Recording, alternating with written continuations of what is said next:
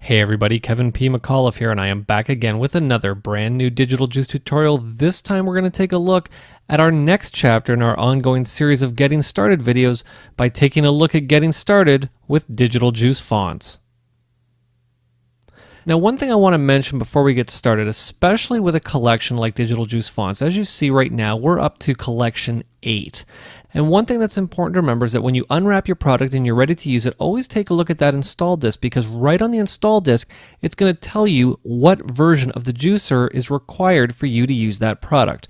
But because I know that you're all experienced juice users and watchers of my tutorial, you know that I always start out by reminding you that if you're going to follow along, you should always download the most recent version of the juicer. And as of this recording, we're at juicer 3.65 build 135. It's a free download for Windows, Mac, and for Mac Snow Leopard. So if you haven't downloaded it, head on over to the Digital Juice website, download it. It is absolutely free. Okay, now the next thing that I want to point out is you've made your order, it's arrived at your house, you've ripped that box open, and you have the product in your hand. Don't forget to take a look in the box for your invoice. Now, you might be thinking to yourself, why would I need the invoice? Well, the reason that you're going to want to have that invoice in your hand is it has a very important piece of information on it, and that is the activation key. Now, I know what happens sometimes. Everyone gets really excited. They rip the box open and they just throw it in the garbage right away and don't even think about it. Well, if you happen to do that, don't worry. You can always log on to the Digital Juice website, come on over here to activation keys, and any product that you've ordered online through Digital Juice, the activation keys will be stored right here under activation keys. So if you lost it, don't worry. If you threw it out by accident, it's never a problem. You can always log in and find out that information right away. Okay, now one last thing that I want to point out before we get in and start taking a look at Digital Juice fonts is that I'm going to break this tutorial up into two parts. In the first part, we're going to take a look at installing Digital Juice fonts, selecting the font that you want to use, and getting it out of the juicer. In part 2 of our tutorial, we're going to take a look at getting in and customizing the actual fonts from within the juicer and from within programs like Photoshop and even After Effects for all you video users out there. Now, if you ever want more information about Digital Juice fonts or any Digital Juice product for that matter, you can always come over to the Digital Juice website and check out Digital Juice TV. In the Digital Juice TV section, you can come over here and filter by Digital Juice product and simply select, for example, Digital Juice fonts. And once you click on it, you're now going to see that only the tutorials that pertain to Digital Juice fonts are located in here. And I highly recommend checking out some of the tutorials by Jackie Dawson, as they really get in and help you understand Digital Juice fonts in depth and in great detail. Okay, so I'm just going to hide Firefox and I'm going to Command Tab into the juicer. Because as we know with Digital Juice products, the juicer is always where we're going to want to start. Okay, so let's take a look at the installation of Digital Juice fonts. Okay, so your product's arrived, you've taken the disk out and you've popped it into your drive. The next thing that you're going to want to do is you're going to want to come up to File, you're going to want to come down to Install Products, and immediately the juicer will scan the disk that's in the drive, and it's going to recognize that I have Digital Juice Fonts Collection 5 in my drive. You're also going to notice that Install Previews Locally or Install Previews from the web is grayed out because I only have the option to install the previews locally. So next I'm going to click Install. And now the juicer wants me to enter that activation key that I was just talking about. So what I'm going to do is I'm going to come up here and I'm going to type in my email address. And I'm going to enter my activation key. The next thing I need to do is I need to agree to the Juicer 3 licensing agreement for Digital Juice Fonts Collection number 5. So I'm going to say agree and I'm going to say continue. Next, we're going to get to the installation options screen. Now, one thing that I highly suggest, especially with a product like Digital Juice Fonts, is just install all of the source and preview content if you have the drive space. You can see it takes 7.9 gigabytes, but I highly recommend it, as anytime you're going to want to render out high resolution versions of the Digital Juice fonts, you're going to have to put your disk in if you don't have the previews and the content installed on your drive. The one thing that's also great to keep in mind is that you can install the source and the preview content independently of your main hard drive. So if you have an external USB drive or an external FireWire drive, you can install all of the source and preview content onto that drive so as not to take up any space on your main local drive. Next, all you have to do is simply click Install, sit back, and in a few minutes you're going to be ready to work with Digital Juice fonts. Now, since I already have Collection 5 installed, I'm just going to say Cancel, and now we're ready to take a look at font selection. So much like all Digital Juice products, if we come over here to the left, you can see that we have our tree panel that displays all of the Digital Juice products, and Digital Juice Fonts is located right down here at the bottom. Once I click on it, you're going to see that I now have access to all of the fonts that I have installed on my machine.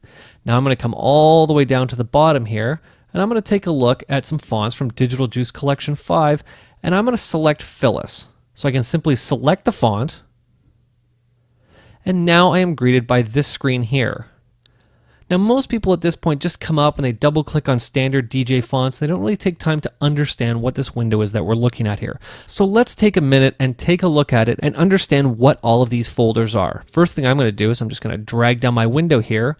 Obviously in the top we have a preview of what the Phyllis font looks like. Now in most cases I would start at the left and work my way over for explanations, but what I'm actually going to do here is I'm going to start from the right and work my way back, because one thing that's important to Digital Juice Fonts is the community, and you as a member of the community are able to create and upload Digital Juice fonts for other users to use. So what I'm going to do is I'm going to come over to Community DJ Fonts and I'm going to double click on it. And you're going to see now that I have access to all of these fonts that were created by different users for the Phyllis font. So what I'm going to do is just click on the first one as an example, and you can see up at the top here that this was created by Sam Bell. One person has voted on it and given it 3 stars out of 5. If I wanted to, assuming I was logged in, which I can do right over here, I can come in, I can rate the font, and I can also leave comments for it as well. At this point, what I can also do is come over here to the green arrow and simply click on it, and I can now download the font onto my local machine to use it. This is a quick and simple way to double and even triple the amount of fonts that you have access to in the juicer. And as you can see, we can even come down here and filter by what's new this month, new this week, new today, what are the top 50 downloads, the top 10 downloads, and comments. And if I was to select any one of these, I would simply come down to Filter Now, and the juicer would filter based on my selection and show me the fonts that pertain to my selection.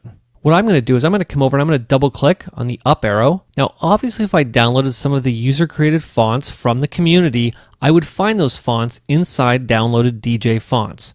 Next to the left we have my DJ fonts. If I was to create any fonts and save them out from the juicer, I would find them all located in this folder. Now let's get to the very first folder, the standard DJ fonts folder. This is the folder that in most cases you're going to access all the time. These are the fonts that were created by the team at Digital Juice, ready for you to use. And much like going into the community DJ fonts, we can simply double click on the folder, and you can see now that we have access to a whole bunch of different standard fonts that come with the Phyllis font group. And working with them is very simple. The first thing to obviously do is to select one of the fonts and take a look at it in the preview window to see if it's the type of font that you want to use. And I like Afterparty, so why don't we use it? What I'm going to do now is I'm going to take Afterparty and I'm simply going to drag it over here into the batch panel, and I'm going to click on Settings. Now one thing that normally happens right away is that everyone gets a little bit nervous because right now we're on the Edit DJ Font tab over here on the left side of the screen. Now like I said, we're going to be talking about this in part 2, so we're just going to ignore this right now, because one thing I like to tell people to do right away is to come over to the Edit Layout tab. So I'm going to click on Edit Layout because in many cases this is where you want to start. This is where you're going to set the width, height, and resolution depending on what you're going to need this font for. And in this situation, we're going to assume that I am using this for a high-definition television program that I'm going to be working on. And I'm going to create a lower third that I'm going to want to put in the lower left-hand corner. So what I'm going to do is I'm going to come down to my presets first of all, and I'm going to come down and I'm going to select HDV PAL NTSC. And you can see right away that it assumes that HD PAL NTSC is 1920 by 1080, 72 pixels per inch. Now obviously if you're working in 720p, you can simply come in and put 1280 by 720 in here in its place, and you'll be working with a canvas that is 1280 by 720. Next, if we come down to the output section, you'll see that we have a few different formats to choose from to export our font. In many cases, I like to stick with PNG. We're going to get into PSD files in part 2 of this tutorial, but as you can see, we have access to PNG, JPEG, Targa, TIFF, merged PSD, bitmap, and layered PSD. And don't forget, we also have our little wrench here that gives us more options. So if I wanted to use PNG, I'm going to want to come over here and make sure that I set my depth to be either millions of colors if I don't need an alpha, or millions of colors plus if I do. So because this is going to be a lower third, I'm going to set this to be millions of colors plus, and I'm going to say OK. Next, we have the font scaling quality. In most cases, you're going to want to stick with the best quality. And next, we have our location as to where we're going to export this to. In many cases, I don't want to auto name, so I'm just going to call this lower third. And what we're going to do is we're just going to set it to export to the desktop. Okay, so now it's time to get in and work on the layout of our lower third. As you can see here, we have two panels, one along the top and one down the side. The one along the top is going to deal with the positioning of your font. The one down the side here is going to deal with the font itself, the size, the tracking, the kerning, the leading, the baseline, the position, and the margin. So normally what I tell people is the first thing that they're going to want to do is they're going to want to set the bounding box, because as you can see, the bounding box is still set to 1000 pixels by 1000 pixels, which is what the juicer had originally had it set to when I clicked on the batch panel. So the easiest way to reset that is to simply come up here to the Reset Bounding Box button and simply click on it, and now the bounding box, as you can see, is set for the entire size of the canvas. Now, if we didn't want to see the bounding box, we can simply click on the Hide Bounding Box button, and we can hide the bounding box as well. But I normally like to see the bounding box, so I'm just going to leave it on for right now. As you can see over here on the left, we have our justification, left justified, center justified, and right justified. And if we want to get in and adjust our text, we can simply click on the Edit Text button. So why don't I create my lower third, and then we can position it, and I want to show you a couple other cool little tricks in the juicer that you can do to help you get the text exactly the way that you need it. So what I'm going to do is I'm going to click on the left justify, and I'm going to select Phyllis, and I'm just going to type in my name, Kevin P. McAuliffe, and I am the senior editor at MyJo in Toronto, Canada. And we need one more comma here. Okay, now this is obviously way too big, so I'm just going to press Command A on the Mac, Control A on Windows to select everything, and I'm going to come up to the font size, and as you can see, I can click on the drop down, or what I can do is simply just drag on the font to adjust the size just like that. Now what I'm also going to want to do here is make my name slightly bigger than my title. So again, we're just going to drag it out like such. And now what I'm going to do is press Command A on the Mac, Control A on Windows, and we're just going to adjust the leading here just to position everything nice and close together.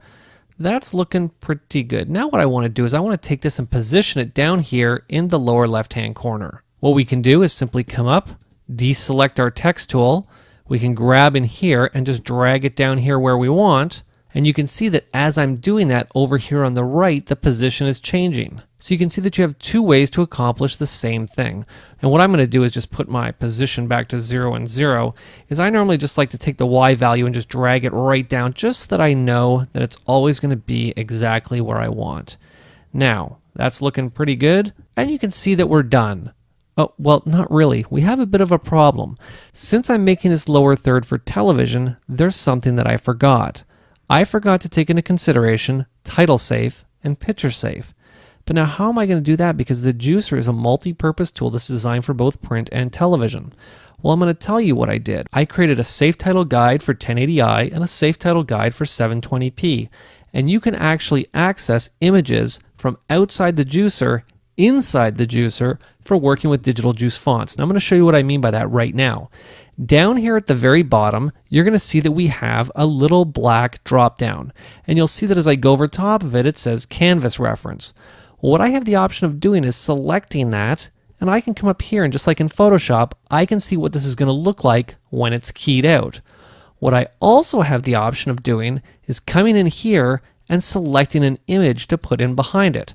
So what I'm going to do is, since I'm working in 1920 by 1080, I'm going to come to Browse, I'm going to come to my DJFonts folder, and I have a 1080p safe PNG file, and I'm going to say Open, and I'm going to say Apply. And you'll see that right away the juicer has put in that 1080p title safe in as the background of my image. Now what I can do is simply just grab my lower third and position it exactly where I need it to be so that I know that it's going to be inside title safe. Now this is not what this is ideally used for, but it's a great way for you to easily get in and work with your font and make sure that it is inside safe title and safe picture so that when you render it out, what you see is what you get.